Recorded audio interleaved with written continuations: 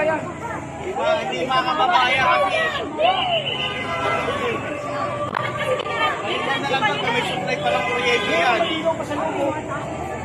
Nagpapasalubong. Dapat lang walang bilisip po.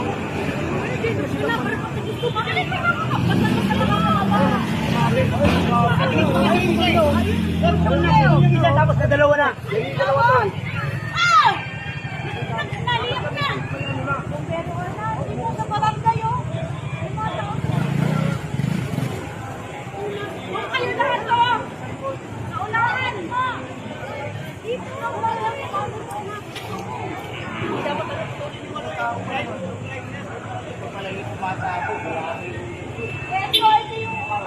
Ito nagsimula eh. Yan o, yung poste na yan. Yan nagsimula.